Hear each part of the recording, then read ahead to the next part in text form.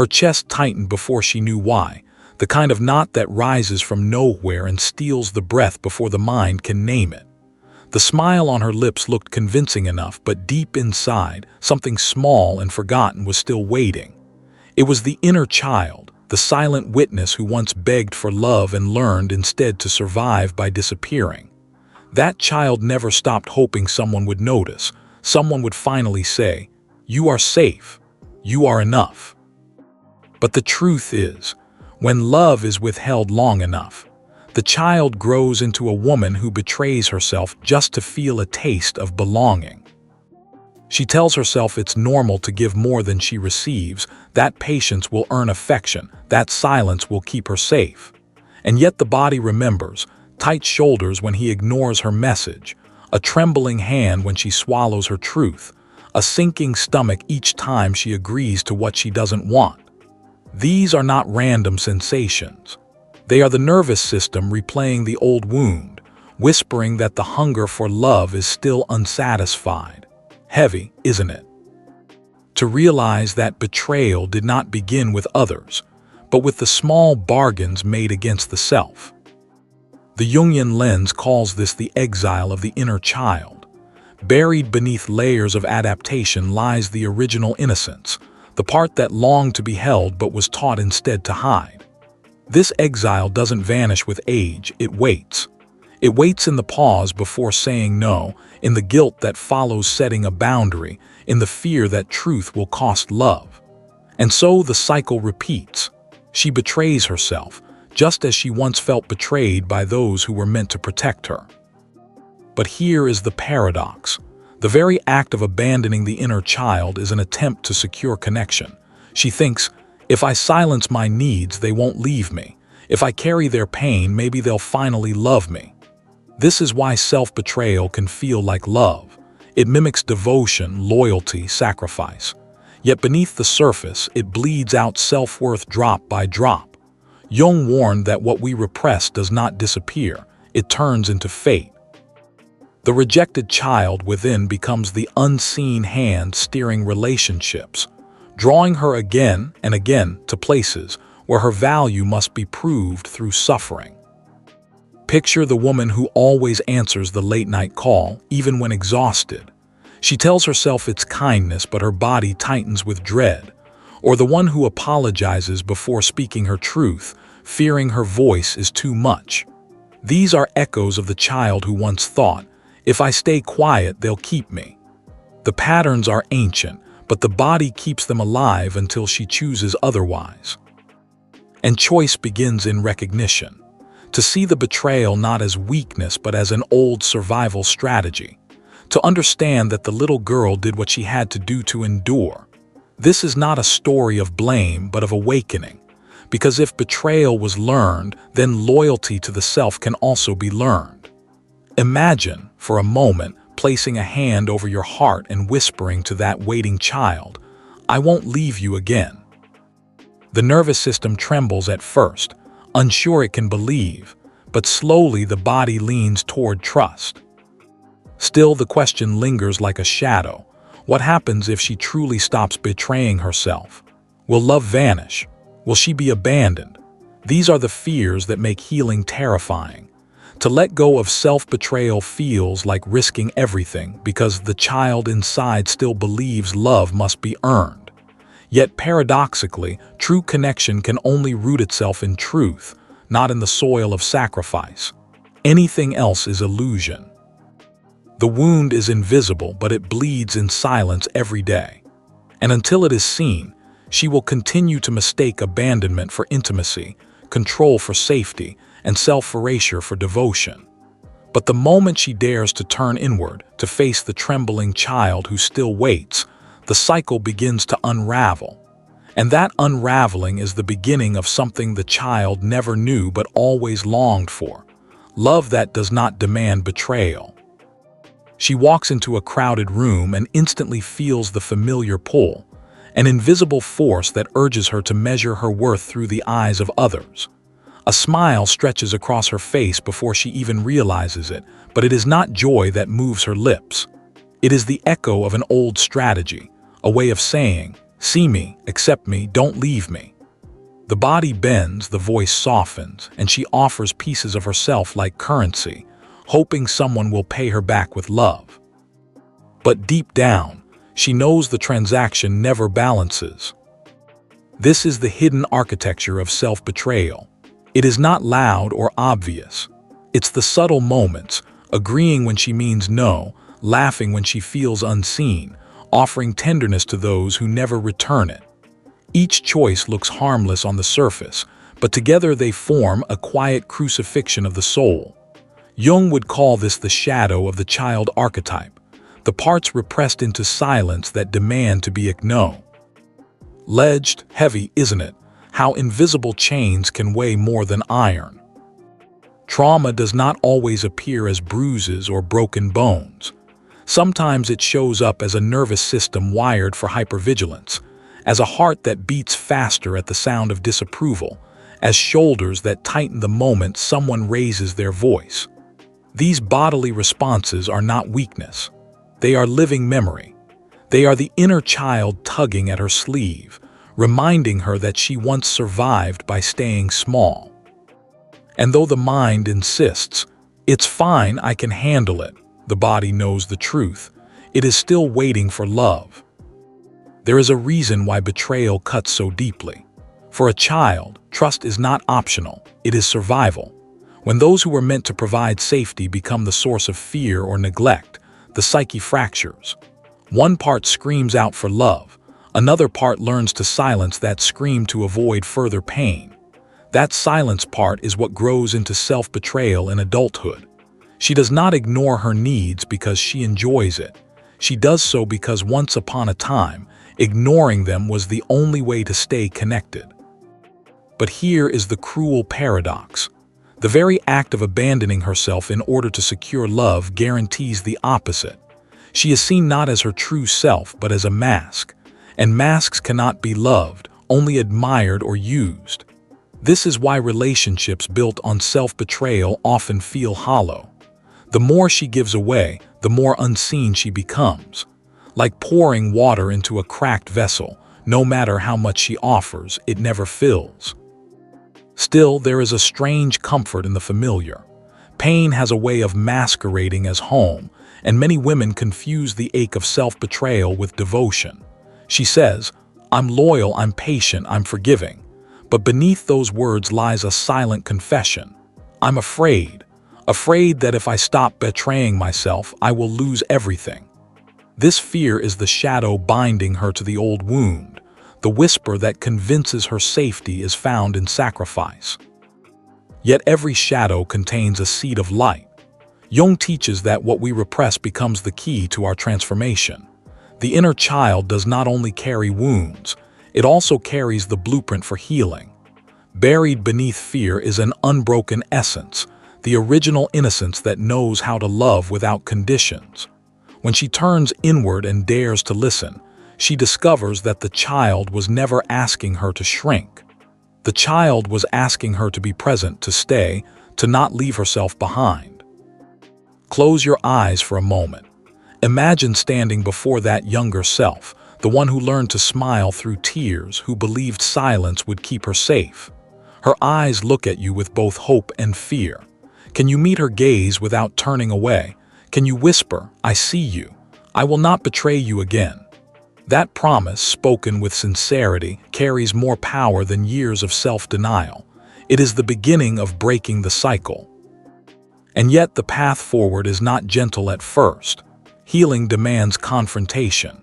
It asks her to look at the relationships where her boundaries have been erased, to name the moments where she traded truth for approval, to admit how often she confused attention with love. These recognitions sting, but they also liberate. Because once she sees the pattern clearly, she can no longer unknow it. The spell of self-betrayal begins to weaken. The question lingers like smoke in the air. If she no longer betrays herself, who will she become? The answer cannot be rushed, but it waits just beyond the fear, like dawn hidden behind the night. The nights are the hardest. When the world grows quiet, the mask slips, and the echoes of childhood rise like ghosts. She remembers lying awake as a little girl, staring at the ceiling, wondering if love was something she had to earn or if maybe she was too flawed to deserve it at all. That question never truly left. It simply hid behind achievements, relationships, and responsibilities. Yet even now in the stillness, the ache returns. The inner child still waiting, still asking, "Will you choose me this time?" This is the turning point most women avoid. Facing the wound feels like betrayal of the very family or culture that shaped them. The voice inside says, "Don't look back, it doesn't matter anymore." But the body insists otherwise. The racing pulse before confrontation, the trembling knees before saying no, the heavy silence after giving too much, these are not random. They are living proof that the child's longing still shapes her choices. And until that longing is met with truth, the cycle continues. Imagine carrying a small lantern through a vast, dark cave. Every step forward reveals more shadows, more places once left unseen. This is what shadow work feels like. At first, the darkness is overwhelming. Memories surface. The time she felt invisible at the dinner table, the day her tears were dismissed as weakness, the moment love was withdrawn as punishment. Each memory stings, but each also illuminates why she leered to betray herself in the first place. It was never weakness, it was survival. Jung wrote that the shadow, once integrated, becomes a source of power. What once seemed like brokenness becomes raw material for wholeness. The trembling child within is not only a victim, she is also a guide. She carries the original map of authenticity, the forgotten wisdom of knowing that worth is not earned but inherent. To listen to her is to reclaim what was abandoned. But listening requires courage because her voice does not flatter, it convicts. She whispers, "Why do you stay silent? Why do you keep choosing those who cannot love you? Why do you leave me behind?" These questions pierce like arrows, yet they also awaken. Because for the first time she begins to see that the love she has been chasing externally cannot heal what was broken internally. No partner, no approval, no achievement can soothe the child who still waits. That task belongs only to her. It is the sacred responsibility of reparenting, to offer herself the safety, validation, and tenderness she once lacked. And though it feels unfamiliar, each act of self-loyalty begins to mend what betrayal once fractured. Consider the woman who finally says no to the late-night call. Her chest tightens, her throat burns, but she stays firm. At first, guilt floods her, the ancient fear of abandonment rising like a tide. But then something subtle shifts. The inner child feels chosen for once. Or the woman who looks in the mirror and speaks her truth aloud, even if her voice shakes. These are not small acts, they are revolutions. They are the undoing of generations of silence. Still, healing is not linear. There are days she will fall back into old patterns, offering pieces of herself to those who cannot hold them. On those days, the temptation is to scold herself, to repeat the cycle of blame. But here lies the deeper invitation, to treat herself with the same tenderness she once craved. To say, even when you forget, even when you betray yourself again, I will not abandon you. That loyalty is what transforms the wound into wisdom. Slowly, the nervous system begins to learn safety not from external approval but from internal truth. The shoulders loosen, the breath deepens, the body remembers what it feels like to belong to itself. And from this place, love no longer feels like a transaction. It becomes an overflow, rooted in authenticity rather than sacrifice. The inner child no longer waits in silence. She begins to trust that she is finally home. And yet there is still one more question, lingering just beneath the surface. If she chooses herself fully, what kind of love will she attract? Will it vanish, or will it finally mirror the wholeness she has reclaimed? Love built on self-betrayal is a fragile house. It trembles at the first sign of conflict because it was never grounded in truth. She knows this now. Each time she silenced her voice, each time she offered more than she could bear, she wasn't creating love, she was constructing a performance. And performances demand endless energy. No wonder she always felt exhausted, unseen, and secretly resentful. The house may have looked beautiful from the outside, but inside, the walls were hollow. To stop betraying herself is to risk letting that house collapse. It feels terrifying, almost like death. Because who is she without the roles she has always played? The pleaser, the caretaker, the rescuer. But the collapse, though painful, clears space for something sturdier. Jung taught that individuation requires the death of old identities so the true self can emerge. The rubble of the false house becomes the foundation of a new dwelling, one built not on fear but on authenticity. This shift is not only psychological, it is somatic.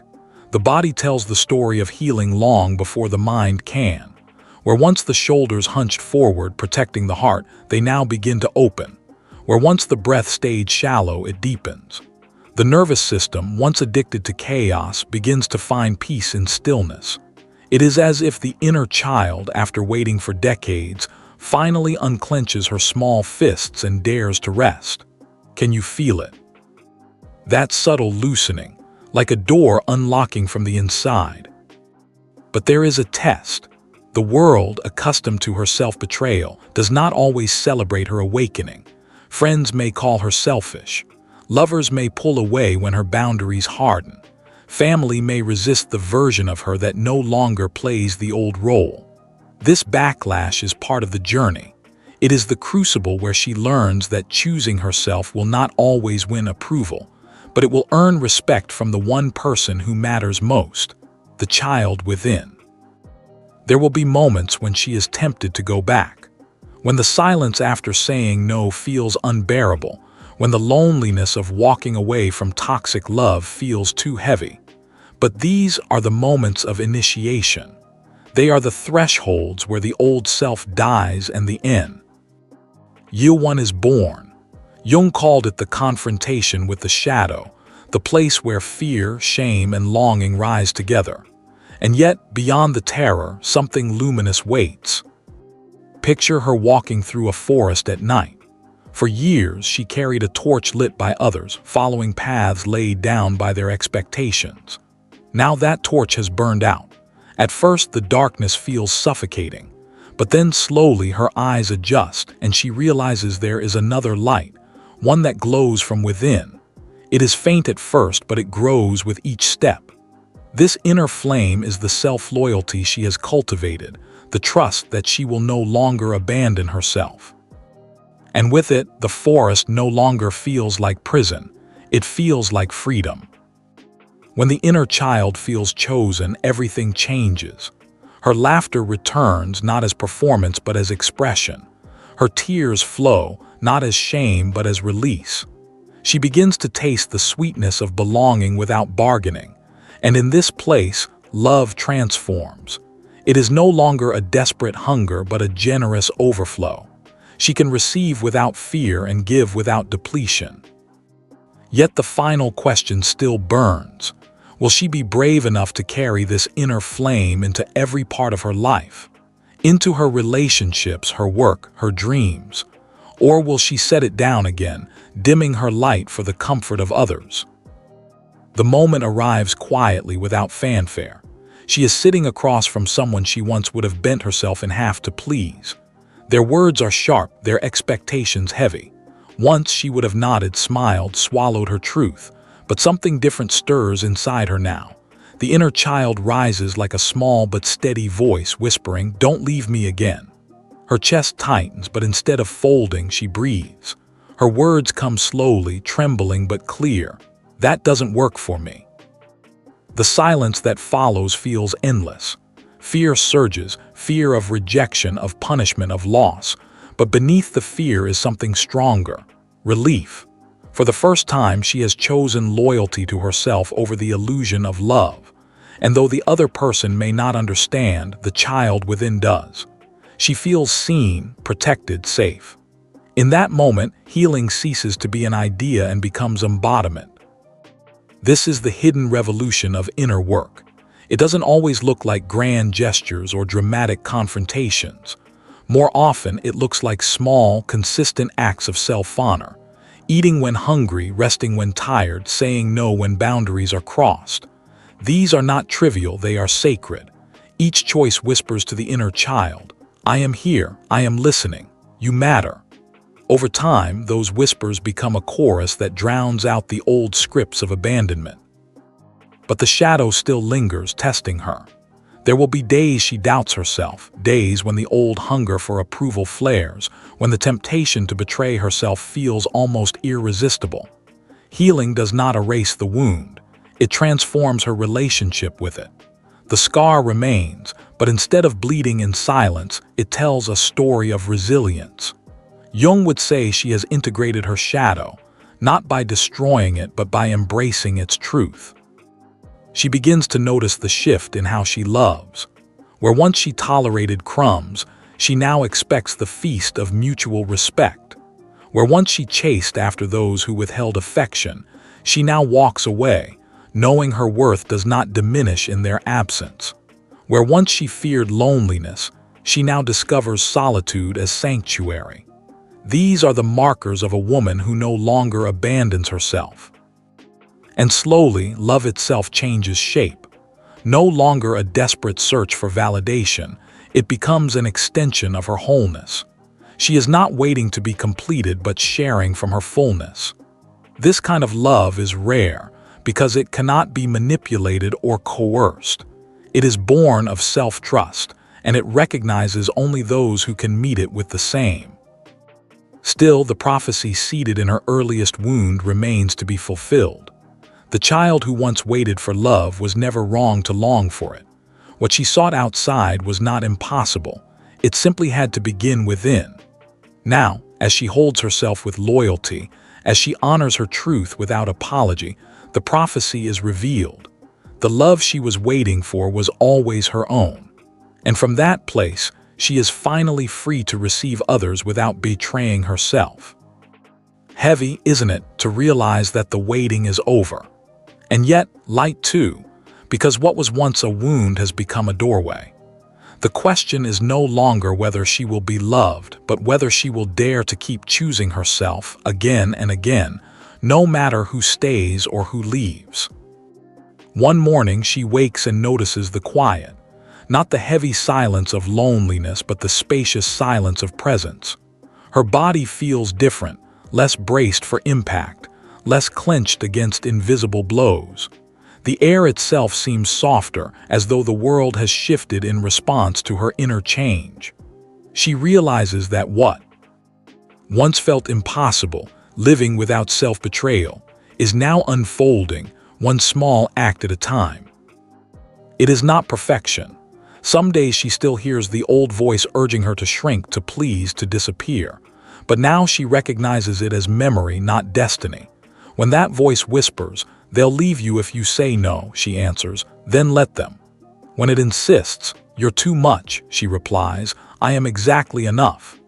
Each response is a declaration of sovereignty, each boundary a stone laid in the foundation of her true home. And this home is not built in isolation. As she honors her own truth, she begins to attract relationships that honor it too. Friends who celebrate her no as much as her yes. Partners who see her boundaries as invitations to deeper intimacy rather than walls to be torn down. Communities where her voice is not only heard but valued. These are not accidents. They are the natural resonance of a woman who no longer negotiates her worth. But the greatest relationship she has reclaimed is with the child within. No longer exiled, no longer silenced, the inner child begins to thrive. She dances again, laughs without fear, cries without shame. She is no longer waiting by the door for someone to arrive, because someone already has. The adult self has returned, not as judge or critic, but as guardian and friend. Together, they walk hand in hand, weaving past and present into a wholeness that cannot be undone. This is the essence of individuation, the merging of all parts into one integrated self. She is no longer fragmented between the one who pleases and the one who longs. She is no longer torn between the mask and the truth. She has become a circle, complete within herself. Jung said that the privilege of a lifetime is to become who you truly are. And this is what it looks like: to stop betraying yourself, to love the child within, to live as the woman you were always meant to be. The ascent is not loud. It does not need to be. It is steady, like a river cutting through stone, shaping a new path with patience and persistence. The scars remain, but they no longer define her. They remind her. They remind her that she survived, that she endured, that she returned for herself when no one else did. And in that remembrance lies her strength. So when she stands now, she stands differently. Shoulders back, gaze steady, voice unshaken. Not because life has grown easier, but because she has grown truer. The inner child no longer waits in silence. She walks beside her, whole and free. If you are listening now, perhaps you feel that same child stirring within you, waiting for your return. The invitation is simple, though never easy. Stop leaving yourself behind. The moment you choose loyalty to your own soul, the waiting ends, and what was once betrayal becomes belonging. If this spoke to you, share it, save it, or send it to someone who still waits for love. And if you carry the same wound, leave a comment below, because sometimes speaking your truth is the first step to healing it.